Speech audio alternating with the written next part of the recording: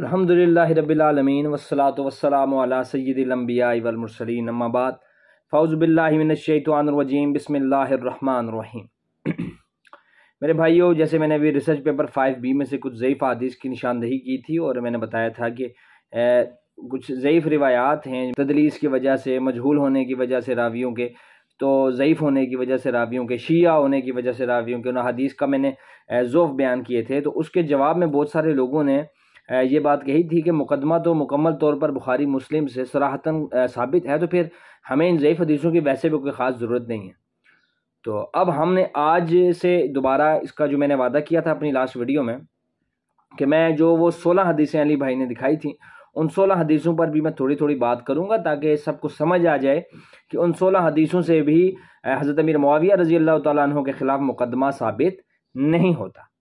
تو اسی سلسلے کی یہ پہلی ایپیسوڈ ہے جس کے اندر آج ہم صحیح مسلم کی 6220 اور 6229 پر بات کریں گے۔ تو میرے بھائیوں، ان دو روایات کو بنیاد بنا کر یہ کہا جانے لگا کہ حضرت امیر معاویہ رضی اللہ تعالیٰ عنہ داماد رسول یعنی کہ حضرت علی رضی اللہ تعالیٰ عنہ پر سب و شتم کرواتے تھے، انہیں گالیاں دلواتے تھے، بلکہ اس کا حکم بھی دیتے تھے، وہ بھی صراحتاً کھلم کھلا، اور دلیل کے طور پر مسلم کی یہی روایات پیش کی جاتی ہیں۔ اس لیے آج اس غلط فہمی کو ختم کرنے کے لیے ہم سب سے پہلے لفظ سب کو تفصیل سے جانیں گے، جو کہ اس ویڈیو کا پہلا پارٹ ہوگا، اور اس کے بعد اس حدیث کی شرح کو ائمہ اہل سنت کی نظر میں پڑھنے کی کوشش اور سمجھنے کی کوشش کریں گے کہ ائمہ نے ان حدیث کو کیسے سمجھا ہے یا کیسے لیا ہے۔ میرے بھائیوں، شیخ زبیر علی زئی نے اپنے رسالے میں اس دعوے کو سراسر رد کر دیا کہ امیر معاویہ جو تھے وہ حضرت علی پر سب و شتم کراتے تھے، کیونکہ یہ حضرت امیر معاویہ پر الزام ہے، یہ بے بنیاد ہے، اس میں کوئی صداقت نہیں ہے کہ حضرت امیر معاویہ اپنے گورنروں کو کہہ کر ان سے حضرت علی پر سب و شتم کرواتے تھے، کیونکہ جو دلائل اور آثار پیش کیے جاتے ہیں ان سے کہیں پر بھی یہ ثابت نہیں ہوتا، بلکہ لوگوں کے انفرادی اور متعصب رویوں کو جو وہ حضرت علی رضی اللہ تعالیٰ عنہ کی طرف اپنے بغض کی وجہ سے رکھتے تھے، ان کو حضرت امیر معاویہ رضی اللہ تعالیٰ عنہ جیسے جید، قابل قدر اور جلیل القدر صحابی پر لگانا سراسر بے وقوفی۔ ابھی کافی لوگ تھے جو میرا مذاق بھی اڑایا، جنہوں نے جب میں نے حضرت امیر معاویہ رضی اللہ تعالیٰ عنہ کو جلیل القدر کہا تو انہوں نے میرا مذاق بھی اڑایا، لیکن خیر اپنے اپنے ظرف کی بات ہوتی ہے۔ اب ہم چلتے ہیں اپنے ویڈیو کے پہلے پارٹ کی طرف، جو ہے لفظ سب کے معنی۔ میرے بھائیو، عربی زبان ایک بہت فصیح زبان ہے۔ اس زبان میں ایک لفظ کے بہت سے مطالب ہوتے ہیں۔ عربی زبان میں موجود حروف بھی اپنا مطلب رکھتے ہیں، گو ویسے تو ان کا کوئی معنی نہ ہو، لیکن جیسے ہی وہ کسی الفاظ سے جڑتے ہیں تو وہ اپنا معنی اور مطالب بنا لیتے ہیں۔ مثال کے طور پر عموماً جب بھی لوگوں کو میں عربی زبان کی فصاحت اور بلاغت سمجھانے کی کوشش کرتا ہوں نا، تو میں ان کو بتاتا ہوں کہ عربی میں ایک لفظ ہے ماں، ٹھیک ہے؟ میں عموماً جب بھی عربی زبان کی فصاحت اور بلاغت لوگوں کو سمجھانے کی کوشش کرتا ہوں تو میں ان کو لفظ ماں کی مثال دیتا ہوں کہ دیکھو ایک لفظ ہے یہ ماں، اس لفظ کے کتنے مطالب ہو سکتے ہیں، کتنے مفاہیم ہو سکتے ہیں، لیکن اس کا کس وقت کون سا مطلب چلے گا وہ اس کا سینٹینس فیصلہ کرے گا کہ یہاں پر کیا لگے گا۔ اس کے مطلب ہوتا ہے جیسے جو، سوا، اتنے، نامعلوم، نہیں، حسب توفیق، ذہ نصیب، یہ سب ماں کے مطلب ہیں۔ قرآن میں آتا ہے للہ ما فی السماوات و ما فی الارض، کہ جو کچھ آسمانوں میں ہے اور جو کچھ زمین میں ہے سب اللہ کا ہے۔ اور سورہ بقرہ میں آتا ہے وما کفر سلیمان، اور سلیمان نے کفر نہیں کیا۔ اگر ان دونوں آیات کو آپ غور سے دیکھیں تو آپ کو معلوم ہوگا کہ پہلی آیت میں لفظ ماں کا معنی یہ ہے کہ جو کچھ، اور دوسرے لفظ میں لفظ ماں کا معنی ہے نہیں، وما کفر سلیمان، اور سلیمان نے کفر نہیں کیا۔ واضح ہوا کہ عربی زبان میں الفاظ کا ترجمہ بغیر جملے کو سمجھے کرنا سراسر بے وقوفی ہوتی ہے۔ اسی طرح عربی زبان کا لفظ سب، اس کا معنی بھی صرف گالی دینا یا لعنت کرنا نہیں ہوتا، بلکہ اس کے اور کئی معنی ہیں، جیسے ڈانٹنا، موقف پر تنقید کرنا، کسی بات پر اختلاف کرنا، آر دلانا، کہاں کون سا مطلب لگے گا، کون سا مفاہیم لے کر چلنا ہے، اس کو دیکھنے کے لیے جملے کو سمجھنا اور اس کے فہم کا ادراک حاصل کرنا بہت ضروری ہے۔ اب میں آپ کو مثالیں بھی دے دیتا ہوں۔ لفظ سب کا استعمال سرکار دو عالم صلی اللہ علیہ وآلہ وسلم نے بھی کیا۔ صحیح مسلم کی ایک روایت ہے جس کا لب لباب یہ ہے کہ نبی اکرم صلی اللہ علیہ وآلہ وسلم نے تبوک کے سفر پر حکم دیا تھا کہ جو کوئی بھی تبوک کے چشمے پر پہلے پہنچے وہ پانی کو ہاتھ نہ لگائے، لیکن 2 افراد جو پہلے وہاں پہنچے انہوں نے پانی کو چھو لیا۔ جب نبی پاک صلی اللہ علیہ وسلم وہاں پہنچے تو نبی پاک نے لوگوں سے پوچھا کہ کیا تم نے پانی کو چھوا ہے؟ تو لوگوں نے کہا ہاں۔ تو سرکار نے ان 2 افراد کو سب کیا۔ اب کون ہے آپ میں سے ایسا جو ڈکشنری میں سے سب کا معنی گالی نکال کر اس جگہ پر گالی فٹ کرے گا؟ بلکہ یہاں پر جو بھی ترجمہ کیا جائے گا وہ سرکار کی تعظیم اور ان کے کردار اور ان کی حیثیت اور ان کے مقام کو مد نظر رکھتے ہوئے یہ کیا جائے گا کہ سرکار نے ان کو ڈانٹا یا سخت الفاظ میں تنبیہ یا اصلاح کی، نہ کہ گالیاں دی یا لعنت کی، نعوذ باللہ من ذالک۔ کیوں یہ نبی اکرم صلی اللہ علیہ وسلم کی شان مبارک کے شایان شان نہیں ہے۔ اسی طرح سیدنا علی رضی اللہ تعالیٰ عنہ نے بھی لفظ سب کا استعمال کیا۔ ہوا یوں کہ سیدنا علی اور سیدنا عباس کے درمیان کسی معاملے کو لے کر اختلاف ہو گیا، تو وہ ایک دوسرے کے موقف کو غلط اور اپنے موقف کو صحیح مان رہے تھے۔ اسی بنیاد پر انہوں نے ایک دوسرے کے لیے سب کا لفظ استعمال کیا۔ تو اس کا ترجمہ یہاں پر موقف پر اختلاف لیا جائے گا، نہ کہ گالی دینا یا لعنت کرنا، کیونکہ یہ صحابہ کی شان شایان نہیں ہے۔ یہ روایات آپ کو بخاری میں 7305 میں اور 4033 میں مل جائے گا۔ اب غور طلب بات میرے بھائیوں یہ ہے کہ اب کوئی شخص ان حدیث میں یہ ترجمہ کرے کہ اس کا مطلب گالی یا لعنت کرنا ہی صحیح ہے، تو یہاں پر ان ہستیوں کی شایان شان نہیں ہے یہ باتیں، تو یہ کس قدر بے معنی اور بے وقت بات ہے۔ اب کوئی جاہل ہی ہوگا جو ان احادیث میں بھی اپنی جعلی علمی قابلیت کو ظاہر کرنے کی کوشش کرتا رہے گا۔ اسی طرح سیدنا ابو بکر صدیق رضی اللہ تعالیٰ عنہ نے لفظ سب کا استعمال کیا۔ سیدنا ابو بکر صدیق بہت مہمان نواز انسان تھے۔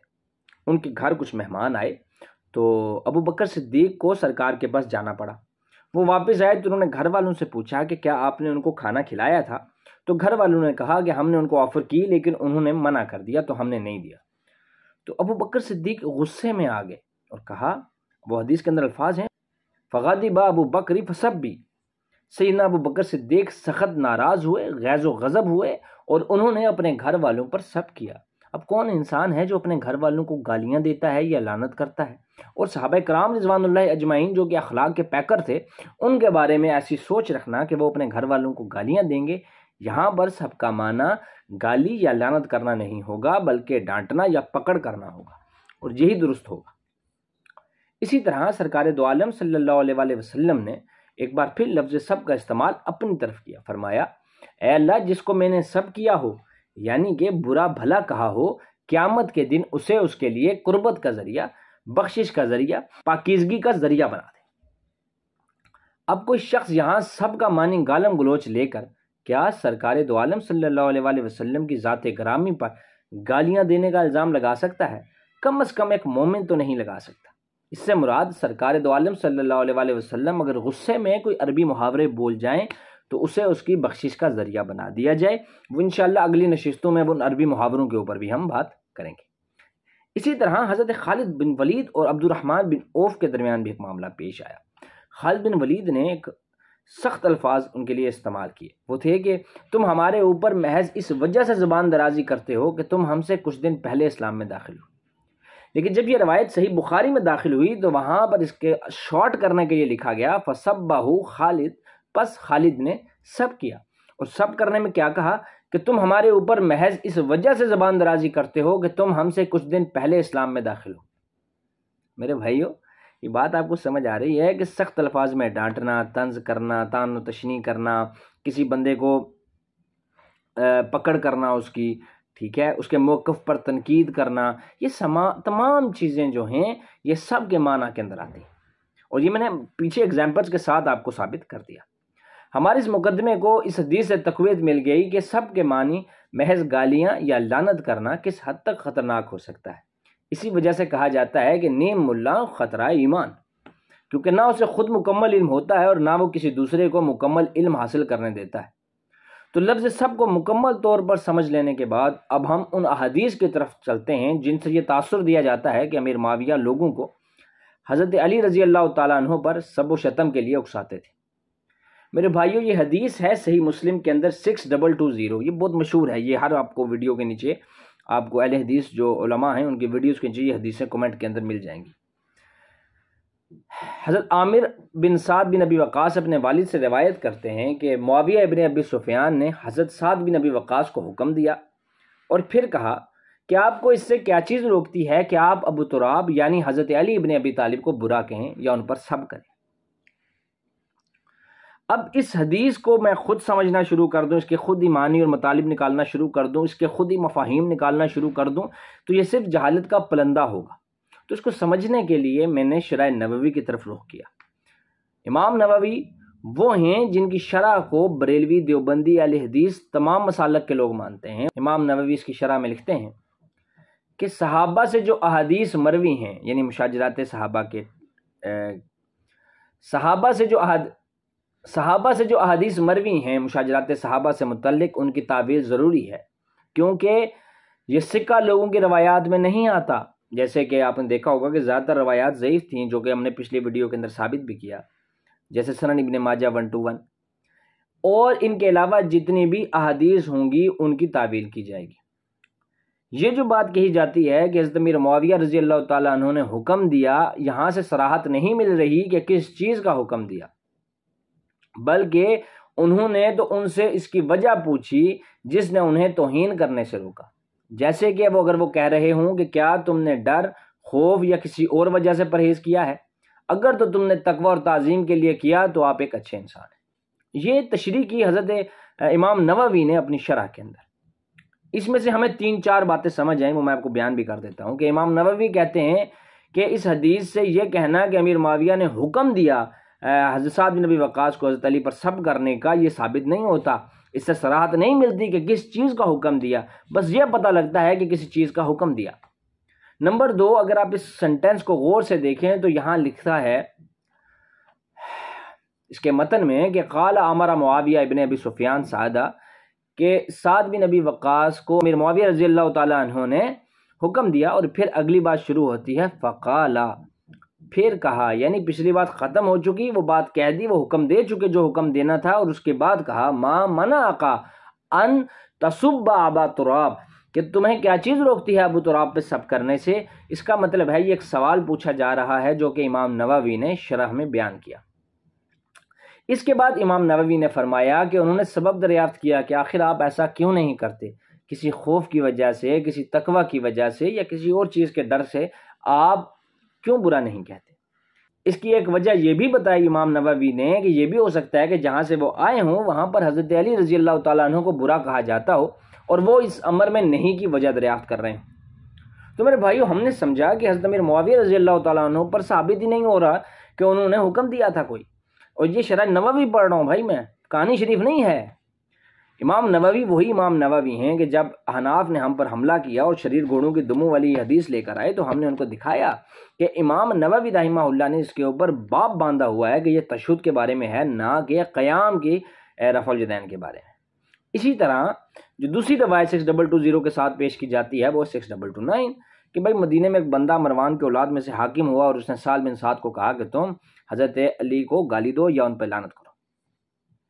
ٹھیک ہے، اب آل مروان میں سے کوئی بندہ تھا جو کہ مجہول ہے، نہیں معلوم کون تھا، اور وہ حضرت علی پر سب و شتم کرتا تھا، تو اب اس کا بہتان حضرت امیر معاویہ پر کیسے ڈالا جا سکتا ہے؟ اور اگر ڈالا بھی جائے تو یہ کہاں کی سمجھداری ہے کہ ایک مجہول انسان ہے جس کا ہمیں پتہ ہی نہیں ہے کہ مروان کے اولاد میں سے وہ آدمی کون تھا جو یہ کام کرتا تھا، اور اس کے اوپر یہ الزام لگانا کہ اس کو حکم ہی حضرت امیر معاویہ نے دیا تھا۔ مجھے بتائیں یہ بات کہاں تک سمجھ میں آنے والی ہے؟